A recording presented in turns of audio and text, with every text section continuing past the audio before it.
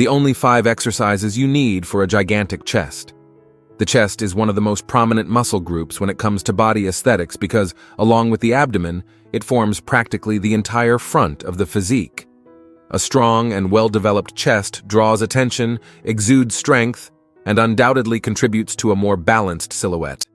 In the same vein, a weak chest may give the impression of an incomplete, poorly defined physique, lacking the visual impact that many desire. This happens because when we fail to train the chest in a truly comprehensive way, we end up with underdeveloped areas that impair the harmony of the torso and, consequently, the overall aesthetics. That is why today you will see the 5 essential exercises for a complete chest workout, with execution tips and corrections for common mistakes, ensuring that every part of the muscle is effectively stimulated for a truly imposing development. Before we begin the exercises, it is fundamental to clarify the most common mistake in chest training that causes most people not to achieve good results in this muscle. Of course, I could say that some people do not execute the exercises well, but the fact is that there is another, even worse mistake. Many believe that any chest exercise targets the muscle uniformly. In practice, the chest is composed of 3 main portions: upper, middle, and lower. Each of them plays a specific role in the appearance and functionality of the torso. If you do not choose exercises tailored for each portion, you run the risk of overworking one area while neglecting another, which results in a visible imbalance in the musculature and possibly joint pain. It is common to see people doing various types of bench press, for example, without realizing that they are almost always focusing on the same part of the chest or only performing push-ups without varying the angle of execution. This type of partial approach may generate some muscle gain, but it will hardly lead to a complete chest. Therefore, understanding the basic anatomy and the angles of exercise execution is essential to extract the maximum from each workout. Now that you understand, let's move on to the exercises. Exercise 1. Decline push-up. Let's start with the upper portion, often considered the most difficult to develop in a chest workout. If the clavicle is very prominent, focusing on this area can help add volume, softening the appearance of protruding bones. The decline push-up is a simple yet extremely effective exercise because it uses only your body weight and can be done anywhere, needing only a support to elevate your feet. When we hypertrophy the upper region, we ensure a higher appearance of the chest, highlighting the contour near the shoulders and creating an imposing physique. If you feel that the top of your chest is underdeveloped, incorporating this movement into your routine can be a game changer. To perform the decline push-up, place your feet on a bench, step, or platform so that they are higher than your hands. Your palms should remain on the floor, at shoulder width or slightly wider, depending on your level of comfort. It is important to maintain body alignment without arching your lower back or letting your hips drop. In this exercise, the torso is slightly inclined downward, enhancing the recruitment of fibers in the upper chest. As you lower your body, do so in a controlled manner, feeling the stretch of the muscle fibers. Then, push yourself back up until your elbows are almost extended, avoiding locking them completely to preserve the tension in the muscle. Many people underestimate the power of push-up variations, but they can be as effective, or even more effective, than barbell or machine exercises, especially for those seeking variety and functionality. A key caution is to not let your elbows flare out too widely, forming very wide angles that could overload the shoulders. Nor should you keep your arms too close to your torso, which would limit chest activation and might transfer effort to the triceps and anterior deltoids. Aim for a moderate angle that allows you to feel the chest as the main driver of the movement. If you want to intensify the exercise, there are variations such as placing your hands on an unstable surface. For example, a pair of gymnastic rings, or even using a weighted vest. However, the most important thing is to ensure the quality of execution before adding extra challenges. Your breathing should follow the flow of the movement. Inhale as you lower, exhale as you push up. This helps with core stability and the oxygenation of muscles. In addition, it is recommended to keep the head aligned with the spine without dropping the chin too low or looking upward to the point of straining the neck. When poorly executed, the decline push-up can generate excessive tension in the shoulders and neck, as well as reduce the proper activation of the upper chest. Exercise 2. Incline Dumbbell Bench Press. Continuing the focus on the upper portion, the incline dumbbell bench press is a classic for those who wish to increase the volume and definition of the top of the chest. The main advantage of using dumbbells instead of a barbell is the freedom of movement, which favors positional adjustments for each person, reducing excessive tension in the shoulders and elbows. Additionally, each side of the body works independently, correcting possible imbalances in strength or size. Another advantage of the incline dumbbell bench press is the possibility of gradually altering the angle of the bench, experimenting with different degrees of inclination to find the best activation point for your upper chest. Furthermore, if needed, you can perform a slight internal rotation of the dumbbells at the top, bringing the hands even closer, which increases chest contraction. However, do not overdo the rotation to the point of generating discomfort in the shoulders. When performed correctly, the incline dumbbell bench press shapes the top of the chest, perfectly complementing other pushing variations, such as the very decline push-up. To execute it, adjust the bench to an inclination between 30 and 45 degrees. Sit and firmly position your feet on the ground, as this support base is essential for stabilizing the torso. Lie down slowly, bringing the dumbbells to chest height, with the palms facing forward or slightly inclined inward, according to your wrist comfort. Start the movement by pushing the dumbbells upward and toward the center, without letting them collide at the top. Try to keep your shoulders retracted, preventing them from rising toward your ears, which can overload the trapezius. During the descent, control the pace, feeling the stretch in the upper chest fibers. Avoid excessively arching your lower back, a common mistake when trying to compensate for a lack of strength in the arms or chest. Keeping a firm core helps stabilize the spine and maintain tension where it should be, in the chest. Aim for a cadence of 2 to 3 seconds during the eccentric phase and 1 to 2 seconds during the concentric phase, ensuring a good time under tension. If the load is too high to maintain proper form, reduce the weight and prioritize correct execution. This care, in addition to preventing injuries, ensures that the stimulus is truly focused on the upper chest. A crucial detail is the position of the elbows. Some people let them flare too widely, forming nearly a right angle with the torso, which can excessively stress the shoulder joints. Others keep the elbows too close, which shifts more effort to the triceps. Seek a moderate angle that allows you to feel the chest working intensely, without joint discomfort.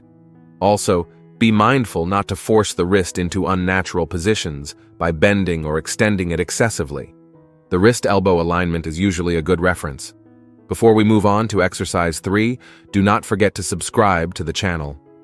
Constant access to correct, science-based information is what will make you progress in the world of bodybuilding in the long term. Exercise 3. High pulley crossover. Now moving to the lower portion of the chest, we have the high pulley crossover, an isolation movement that emphasizes the lower lines of the chest, outlining the contour that stands out at the base of the thorax. This exercise, when well executed, helps create that lower chest line, highly valued both in bodybuilding competitions and in everyday aesthetics. In addition, good development of this region provides a more cohesive look between the chest and the abdomen, preventing abrupt imbalances. When done correctly, this exercise gives the chest a more complete appearance, highlighting the lower part that is often neglected in workouts focused solely on bench presses and push-ups. To perform it, adjust the pulleys to a height above the shoulders. Hold each handle, position yourself in the center, and then take a few steps forward so that there is initial tension in the cables. Keep one leg slightly ahead of the other, creating a solid base. The torso should be slightly inclined forward, but without excessively curving the spine. Start the movement by pulling the cables downward and inward, as if you wanted to bring your hands together in front of your hips. At this point, the lower portion of the chest works intensely, as the movement combines horizontal adduction with shoulder depression. The return of the cables to the starting position should be controlled. Avoid letting the weights rise quickly, as this reduces the time under tension and may hinder the hypertrophy stimulus. Maintain a moderate bend in the elbows. Overly extended arms can generate tension in the biceps or even overload the joints, while overly bent elbows decrease the focus on the chest. Try to feel the muscle stretch during the descent and contract it vigorously when bringing the cables to the center. A frequent mistake is selecting a load above the ideal, which leads to compensations such as excessive swinging of the torso or limited movement range. Remember that the quality of execution speaks louder than simply moving heavy weights. Focus on the lower portion of the chest, avoiding allowing the shoulders and arms to take on most of the work. If you do not feel the contraction in that area, try adjusting the pulley height, the torso inclination, and your grip until you find the exact point where there is greater chest engagement. The high pulley crossover also requires body awareness to avoid overloading the lower back. Keep your abdomen firm and your shoulders retracted downward and backward, preventing excessive tension in the neck. Exercise 4. Pullover. The pullover is a versatile exercise that can target both the chest and the back, but with small adjustments in technique, we can emphasize the lower portion of the chest. It is excellent for creating greater amplitude in the lower part, as the movement of taking the weight from behind to the front works the stretch and contraction of fibers that are usually little activated in traditional pushing exercises. Thus, incorporating the pullover into your routine can perfectly complement the crossover and other isolation movements. To perform it in a classic way, lie on a bench with your shoulder blades supported, holding a dumbbell above the chest, with your hands joined in a triangular formation, or holding the dumbbell's bar with a neutral grip. Keeping your elbows slightly bent, bring the weight toward the floor, behind your head, feeling the stretch in the chest. Go as far as your mobility and joint comfort allow, without forcing it to the point of feeling pain in the shoulders or lower back. On the return, contract your chest to bring the dumbbell back to the starting position, aligned with the chest. Avoid using momentum from the arms or back. A mental trick is to imagine that you are pushing the dumbbell upward using the lower portion of the chest. This way, there is less chance for the latissimus dorsi to take over most of the work. Control your breathing by inhaling during the descent phase and exhaling on the return to maintain torso stability and focus on the target muscle.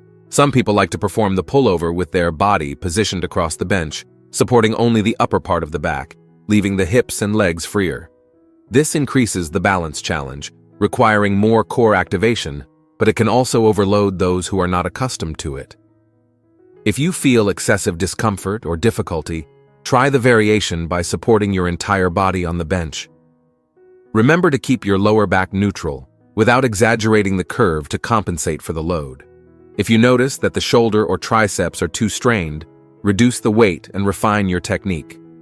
The main mistake in the pullover is exceeding the safe limit during the descent, generating unwanted tension in the joints. In addition, letting the dumbbell drop quickly during the eccentric phase removes a large part of the stimulus, as you lose the opportunity to work under prolonged tension.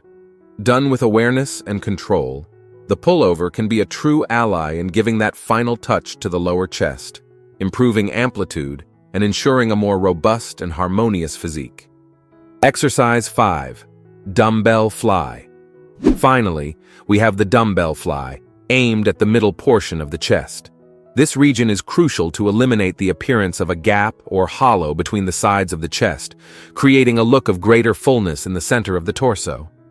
A midpoint between the upper and lower portions, working the middle area adds more volume and cohesion to the shape of the chest. To perform it, lie on a flat bench holding a dumbbell in each hand, with your arms extended above the chest, but with a slight bend in the elbows to protect the joints. Open your arms toward the floor, as if giving a very wide hug. At that moment, the chest fibers stretch, especially those that contribute to central thickness. Lower until you feel a good stretch, without exceeding the limit where acute pain in the shoulders occurs. Then, rise again, bringing the dumbbells together over the chest, but without letting them collide. Maintain tension in the muscle throughout the movement. A fundamental point is not to let the shoulder blades leave the bench or the lower back arch excessively. If you curve your back trying to gain extra range, you will shift the emphasis to other muscle groups and may cause lower back discomfort. In addition, open your elbows at a safe angle. Very wide angles overload the shoulder, while angles that are too narrow turn the exercise into something similar to a bench press. The dumbbell fly focuses more on the movement of opening and closing the arms, so the ideal adjustment is the one in which you feel the middle portion of the chest working intensely.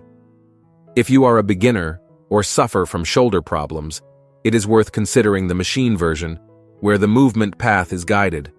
This allows you to refine body awareness before moving on to the free fly, which requires greater balance and coordination. However, the dumbbell fly usually offers a more natural movement arc, working not only the chest but also the shoulder stabilizers, as long as it is done with appropriate loads. Avoid overloading the weight, as the risk of injury increases significantly when the supporting muscles are not prepared.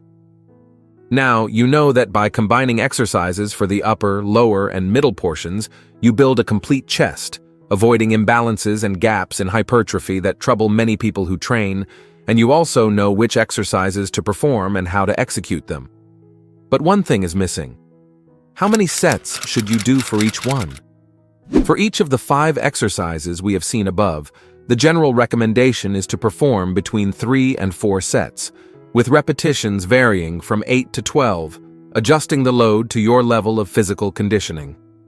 Always prioritize technique, as there is no point in lifting heavy weights if the execution is compromised. A controlled cadence, feeling the movement during both the eccentric and concentric phases, tends to bring the best gains in terms of hypertrophy and safety. Avoid jerks and sudden movements that reduce the time under muscular tension and overload the joints. Keep total attention on torso alignment, shoulder positioning, and lower back control, because a well-done chest workout depends not only on the muscles, but also on the stabilization of the entire body. And if you liked this chest workout and want to learn how to hypertrophy your entire body, we have a video appearing on the screen right now showing the best exercise you can do for each muscle group of your body. Thank you for watching until now, and may God bless you, my friend.